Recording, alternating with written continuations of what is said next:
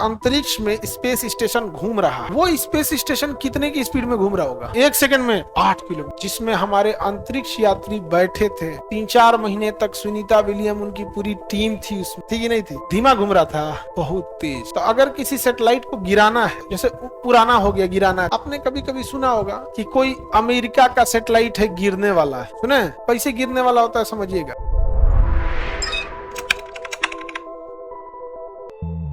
अब देखते हैं हम लोग ध्यान से, कक्षीय चाल क्या होता है। अगर कोई ग्रह को हम, अगर किसी उपग्रह को हम पलायन वेग से पृथ्वी के बाहर भेज, और वो पृथ्वी के चारों ओर क्या लगाने लगे? चक्कर लगाने लगे, इसी को कहते हैं कक्षीय चाल। ये होता है √GR, ऑर्बिटल वेलोसिटी VO। ये चक्कर लगाने के लिए क्या चाहिए? √GR, और भागने के लिए 2GR। देखो फॉर्मूला एक जैसा लग रहा है, इसमें GR है, उसमें 2GR है। तो छोड़ने के लिए √2GR, और घूमने के लिए, तो पृथ्वी का चक्कर लगाने के लिए √GR। इसे कहते हैं कक्षीय चाल। क्या कहते हैं? कक्षीय चाल। समझ में आ गया कि नहीं आ गया? देखिए उसमें लिखा होगा कक्षीय चाल √GR। कितना है पृथ्वी का? याद रखो, मेरी ओर देखो, 8 किलोमीटर पर सेकंड। निकालने के लिए भी निकाल सकते हो, मेरी ओर देखो तुम लोग। जी का वैल्यू 9.8, ठीक है। त्रिज्या 6400 किलोमीटर। किलोमीटर को मीटर में बदलना पड़ेगा, तो 6400 × 1000, फिर कैलकुलेट करेंगे तो लगभग कितना आएगा? 8 किलोमीटर प्रति सेकंड। तो बताइए कक्षीय चाल कितनी होती है? 8 किलोमीटर प्रति सेकंड। यानी जितने सैटेलाइट घूम रहे हैं, जितने सैटेलाइट पृथ्वी के चारों ओर घूम रहे हैं, उनकी स्पीड कितनी है? 8 किलोमीटर प्रति सेकंड। 1 सेकंड में 8 किलोमीटर। और छोड़ने के लिए 11 किलोमीटर पर सेकंड, 11.2 यानी 11। अब आप बताओ, जो अंतरिक्ष में स्पेस स्टेशन घूम रहा है, जो वो स्पेस स्टेशन कितने की स्पीड में घूम रहा होगा? 8 किलोमीटर प्रति सेकंड। 1 सेकंड में 8 किलोमीटर, जिसमें हमारे अंतरिक्ष यात्री बैठे थे 3-4 महीने तक। सुनीता विलियम उनकी पूरी टीम थी उसमें, थी कि नहीं थी? धीमा घूम रहा था, बहुत तेज। कक्षीय चाल ज्यादा होता है या पलायन वेग? बबू तो फॉर्मूले में दिख रहा है GR 2G दिख रहा है कि नहीं दिख रहा है? कक्षीय चाल 8, अपलायन वेग इनपुट। क्या पलायन वेग से थोड़ा भी कम होगा तो रॉकेट जाएगा या गिर जाएगा वापस? आपने कभी कभी सुना होगा कि कोई अमेरिका का सैटेलाइट है गिरने वाला है, सुने? कैसे गिरने वाला होता है समझिएगा। ई पगला का स्पीड रहना चाहिए 8 कम से कम। एक से ज्यादा रहे कोई दिक्कत नहीं, समझे? लेकिन उससे कम नहीं होना चाहिए। तो 8 से कम नहीं होना चाहिए। अगर इससे कम हुआ तो गिर जाएगा, इससे कम हुआ तो गिर जाएगा। तो अगर किसी सैटेलाइट को गिराना है, जैसे पुराना हो गया गिराना है, तो उसकी स्पीड कम कर दिया जाता है। जैसे स्पीड कम करेंगे तो धीरे धीरे गिर जाएगा। कैसे? आप इसे प्रैक्टिकली समझिए। आप एगो रसरी में एगो ढेला बांध लीजिए। एगो रसरी में क्या बांध लीजिए? ढेला। और ढेला बांध के इसे नचाएंगे, जब तक स्पीड ठीक है वो नाचते रहेगा।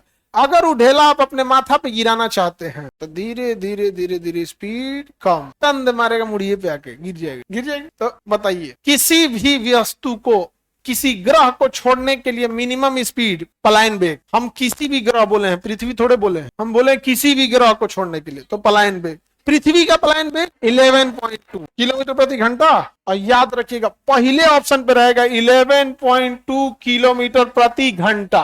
पहला ऑप्शन पे रहेगा 11.2 किलोमीटर प्रति घंटा। जैसन ई अगिया बैताल भइल है, वैसने आप लोग ऑप्शनवा रंगने के लिए अगिया बैताल रहते हैं। अब मारेंगे लोग पहले ऑप्शन 11.2 किलोमीटर प्रति घंटा, और जोड़ के आएंगे भाई 100 में 85 बना दिल को हमें 15 को ऐसे सत्यानाश करके आए हैं, समझे?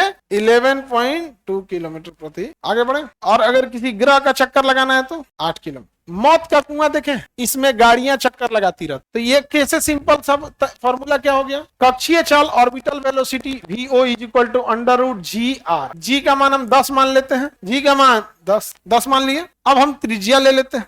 क्या ले लेते हैं? त्रिज्या। अब जितनी त्रिज्या होगी उसकी त्रिज्या चाहे जितनी हो, अब सपोज कीजिए कि वो 10 मीटर लंबा है। कितना मीटर है? 10 मीटर। तो यहाँ त्रिज्या की जगह क्या लिख देते हैं? 10। तो √100 वैल्यू आ गया 10 मीटर पर सेकेंड। 10 मीटर प्रति सेकेंड से कम नहीं होना चाहिए। 10 मीटर पर सेकेंड से कम नहीं होना चाहिए। इसको किलोमीटर प्रति घंटा में बदलिए, क्योंकि हम लोग जो मोटरसाइकिल वगैरह चलाते हैं वो हम लोग उसकी स्पीड मीटर प्रति सेकंड में नहीं नापते हैं, हम लोग किलोमीटर प्रति घंटा में नापते हैं। तो इसको कन्वर्ट करते हैं। कन्वर्जन हम पढ़ाए थे, छोटा से बड़ा करना है, यानी मीटर प्रति सेकंड को किलोमीटर प्रति घंटा में करना है। बड़ा कन्वर्ट करना है तो बड़ा से गुणा करेंगे। तो 10 मीटर प्रति सेकंड है, बड़ा से गुणा करना है तो 18/5।